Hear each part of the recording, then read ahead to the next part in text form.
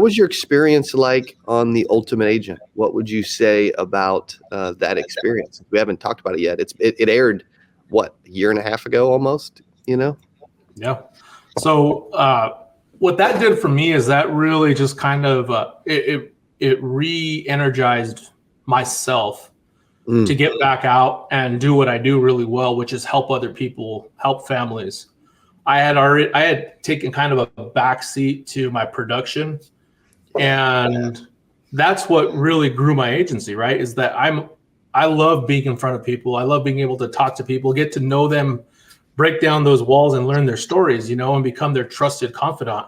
And what I started to do was just really grow a team.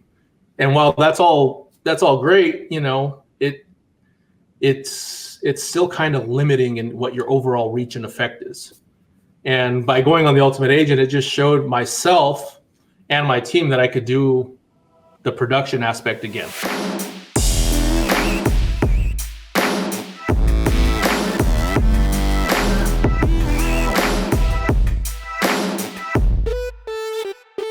Hey, what is up? Welcome back to the CA Power Player Podcast. I'm your host, Cody Askins. I'm in my brand new studio today in our new office. One of the first interviews, maybe the first interview I've done in this new space, even though it's not in person. Michael's in North Carolina. I'm in Missouri. But man, I'm super excited for today's special guest. I've known this cat for a couple of years. Really good dude. Phenomenal at selling insurance and building an agency. We had a ton of fun. You may have seen him on the first ever season of The Ultimate Agent. Please welcome to the channel, which is, I see he says it's for the first time ever, which surprises me because I love this dude. Please welcome Mr. Michael Vigil. What's up, man? Hey, Cody, thank you. Thank you for having me. Appreciate that. I appreciate you and your team. This is something that I did say on the Ultimate Agent show was, I really do appreciate what you've created over at Cody Askins, because you have a great team that helps you, and they're just always phenomenal. So, you're great, Cody, but your team makes you even better. So I appreciate that. Yeah, no doubt, man. Appreciate that too. And that's really that's the secret behind this whole thing. Like, people are always asking me, dude, how do you scale a business? I'm like, dude, you get enough good people on the boat, man, that thing's gonna move quick, bro. You know what I mean? And when there's a hole in the boat, I don't have to know how to fix it because there's 35 people here and somebody knows how to fix it. You know what I mean? So it's like, that's what's cool. What's the old phrase, man? If you want to go fast, go alone. If you want to go far, go with others. Absolutely. Yes, sir. Right. Which is pretty sweet. For those that don't know your story, I would love for you to kind of walk through, where you're from, how you grew up. Did you go to college? What'd you do for a career? Have you always sold insurance? Were you always freaking amazing at sales? Like, talk to me, man. What's your story? I appreciate that. So I grew up in Las Vegas, New Mexico, which may surprise some people, but it's the original Las Vegas. The OG. Yes, exactly. So I grew up there, went to West Las Vegas High School. We had two high schools divided by the river, East Las Vegas, West Las Vegas. And grew up in basically like an entrepreneurial family. My parents were always working. They worked two jobs, but my grandparents owned a flower shop. And we took over the flower shop, I believe it was my freshman year in high school. So, I'd always been working on my own. I've been mowing lawns and shoveling snow and selling things here and there, just to get by. And then I went to the University of New Mexico. So I'm a Lobo. I got my degree out there with production operations management, organizational communication. And during college, I did a few different things, right? So I sold sold quite a bit of Cutco. You hear a lot of salespeople that did it. And, here I am still 22 years later, and I still help people with their Cutco orders. That's cool. Yeah. And I love it. It's just one of those things that it's a great product. So why would I stop, and during college, I worked as a chef at a hotel restaurant. I worked with the Isotopes. I worked with the Isotopes for 10 seasons, AAA baseball, and then when I left there, I started a nonprofit, which was NMX Sports, which was for extreme sports, your non-traditional sports. There's programs and after school activities for basketball, football, baseball, all your traditional stuff. But we provided a venue and a safe space for kids to learn how to skateboard, snowboard, spelunking, you name it, we did it. Water sports, all that fun stuff, we did it based out of Albuquerque. And we would travel all over New Mexico, and Red Bull was one of our big sponsors. And then, when you see something growing and it's time to go, that's what I did. And some business guys and I had met over at a bar, as we're all great partnerships start right at a bar. But I was in college and I met these guys there at Coach's Sports Bar, and they were talking about starting a video production company. And I was already doing a lot of video production company for my nonprofit. And they said, hey, don't feel bad about, the end of something, because this is the start of something new. So we forged, and that one was ProView Networks. And we were essentially like the pioneer when it came to online video streaming for high school sports. And we got the contract for the state of New Mexico for all championship events, brought it into many different local high schools. And I did that for 4 years. And it was just a lot of labor intensive work, and my business partners and I had two different visions. My vision was to leave it as a company that was helping students be seen on the next level, and they were more so concerned about, how much money can I make from this? So those two challenging dichotomies, right? We butted heads, and I sold my partnership. I left, and I was at a crossroads where I was like, well, what do I really want to do? So I sold everything. I moved back home to Las Vegas. And from there, I went back to work with our family business. My mom and I partnered up. I met my wife, Julia, there. We got married. We had Caleb. And then we started a second flower shop in Santa Rosa, which is about an hour away. And then my aunt passed away in the middle of that. And my mom asked us to move back. So we shut down the flower shop over there, moved back. And Caleb was just a baby, and we wanted to provide them with a better opportunity. So we had Zachary and Caleb. And for me, I didn't feel like Las Vegas was the best place to grow up. To bring up kids now, the opportunities just weren't there. It's a shrinking town. If you've ever heard of brain drain, that's what's happening in Las Vegas, right? So everyone that graduates tends to leave. So that's what Julie and I did. We picked up the boys and we moved to Rio Rancho after making a Facebook post. I made a Facebook post that said, hey, my family's looking to move to Albuquerque, Rio Rancho area.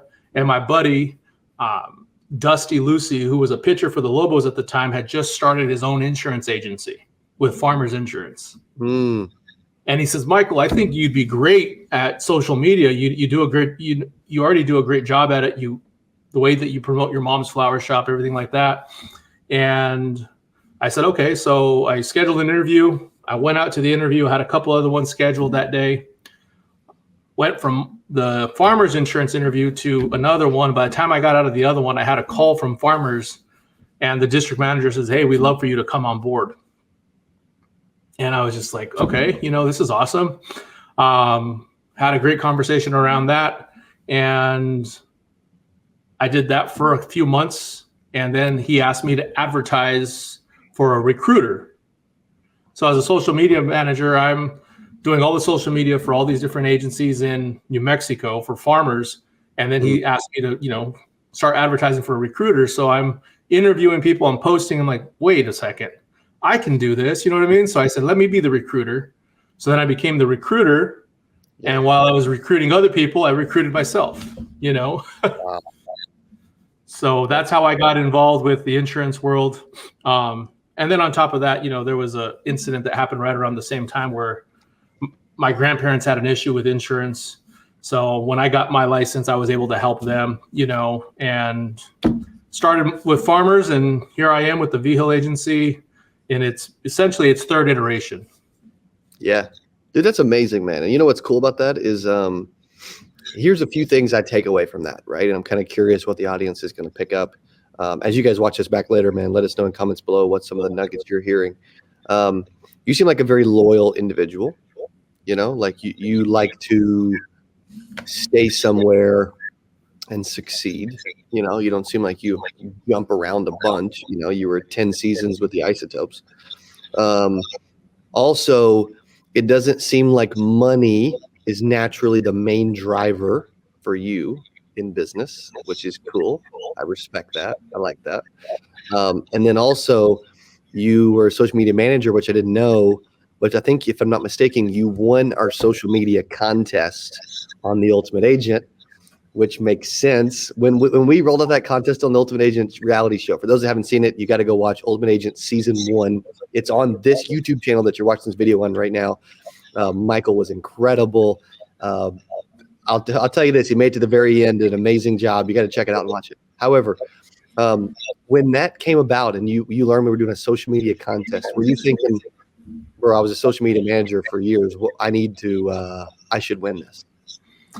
Well, I had an advantage that a lot of people didn't have, right? When it came to that, is being a social media manager, I was still in charge of a lot of people's accounts. And I mean, to this day, I still have access to like 115 accounts, you know what I mean, on social media. So pages, different things like that. And, everyone was talking about how great Moon was, and I love Moon, but she had just locked down her social media. And the key word that Cody said is it's the number of shares, not the number of likes, anything like that. And that's when the light bulb went off. I was like, oh, this is easy. I just share this to every single page that I manage. That's awesome. and your team got behind you in that group too, really quick. The group chat. Oh, everything. Yeah. Absolutely. That's awesome. That's crazy, dude. I didn't even realize that you were managing so many other pages for people. Like, that makes so much sense now, though. Yeah. I want to go back to the money piece, and then I may jump to the Ultimate Agent and then some of your career and advice and some different things. I'm loving this, by the way. Like, it's really cool to get to tell your story and share it, because you're really deep down, you're a really, really, really good dude that I enjoy being around. Very positive. If money doesn't drive you, then what does? So going back to telling you, my parents worked 2 jobs, right? Both of my parents worked 2 jobs many times when I was growing up. And so that means that we were left alone to our own devices quite a bit. So, I mean, within sports and everything else that I did in high school, I didn't get to see my parents a whole lot. I mean, they were around and they supported us, but they didn't get to make it to every sporting event, every school event that we had, and they did their best. I mean, they really did. And that was one thing that Julia and I decided early on, is I told Julia, I said, if you don't want to work, you don't have to. I would prefer that we raise our kids the way that we want them to be raised, in the same values and morals. And part of that is by me owning my own business, us owning our own business, right? I'm able to set my schedule. And ever since 2017, I haven't missed a single thing outside of one baseball game that was during Ultimate Agent, and which was the only game that we lost that season, but hey, so I don't miss any sporting events, school events, life events, anything like that when it comes to my family, because the time that we have with our kids is so finite, right? It's just, I mean, you get, and when someone broke it down like this, and it really made sense. Your kids are young and old, right? So when they're babies and when they're a little bit older, you don't get everything. So you maybe have 12 Christmases, 12 birthdays, 12 Thanksgivings, 12 family vacations. Wow. In your children's life, that you really have that ability to affect their lives. You know what I mean? So that's why money doesn't really matter to me. Is it important? Yeah, it's important, right? We all need it to survive and to grow and everything like that. But for me, and this is what I preach to my team, and we may not be the biggest team, we may not put out the most volume, but one thing I can say is we're all happy. And how many people can you say are happy in doing what they do? We all love what we do, So I'm really happy that you picked up on that, because that is something that we do talk about, and that's something that I talk about when we're doing our recruiting. I tell people all the time, if you want to make $1 million, you can, but that's not what we're about in this agency. We're about family. Yeah, dude, I love that, man. That's so powerful, and it's going to attract a lot of people into the business, and it's true for you, which is cool.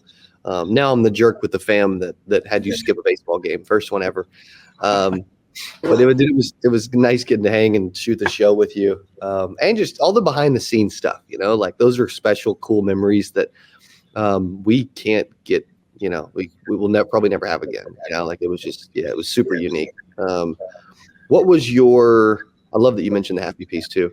What was your experience like on The Ultimate Agent? What would you say about that experience? We haven't talked about it yet. It aired what, a year and a half ago almost. Yeah.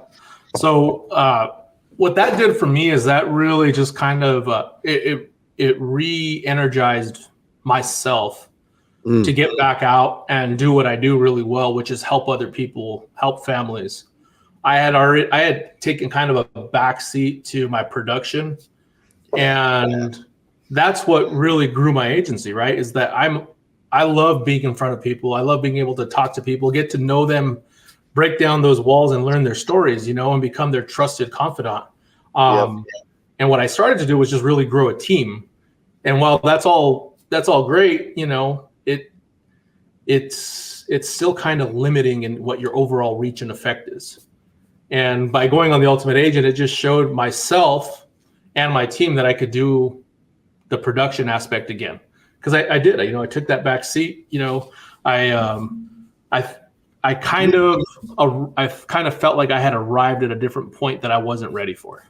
Yeah, you had a slow start naturally, but you picked it back up pretty quick, which is pretty cool. Did I have a slow start, or was it all part of my plan? That's a good question. That's the $1 million question right there, man. I want you guys, when you're watching the show, I want you to come back and let us know, was Michael slow rolling us and playing games, or was that just the story now? You got to help us out and let us know. I do think there was more psychology to your gameplay than probably any other player. Oh yeah, you're absolutely right. I went into it. I went into it knowing that it's real, and I wanted to portray as much realness in our industry as there is, right? But I also knew that in order to win, you had to make it to the end. So it didn't matter if you had a powerful day up front, at the beginning of the show, because we saw what happened. And I love Johnny. Johnny's awesome. He and I are great friends. We talk all the time to this day. But it mattered at the end, right? Who was standing at the end? That shows a level of maturity that maybe other contestants wouldn't appreciate or think about to that degree, or have the patience to go about it a different way, in a different way, especially when if you remember the first episode, right? The first episode is us doing our dial session that night. And what was the number one goal? Who could set the most appointments for the next day? Yeah. And what I did is I went ahead and just took all the appointments for what they were. I had I don't remember her name off the top of my head right now, but she's like, you got to make the appointment. You got to hang up the phone. You got to hang up with that person and make sure you're getting appointments for tomorrow. And that ended up helping me because I had so many appointments for those last 2 days that I had set that first night. So I wasn't too worried about my calendar being filled on the back end because I had front loaded my front side, so it worked out well. I'm happy with the way it all panned out. Yeah, it did, man. It did. Do you have agents that reach out since that and just share some?